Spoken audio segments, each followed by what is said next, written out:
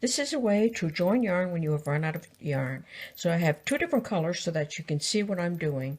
So I'm going to take one of the yarn ends and I'm just going to place it over and pull it under. And this is just a knot as though you were tying your shoes. So you make a loop and you pass the yarn end through the loop and you tie this really tightly.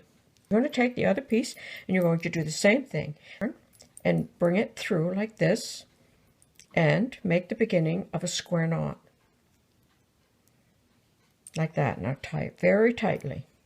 Now you pull these 2 together like that and trim off the ends. And that's how you can join yarn when you've run out of yarn.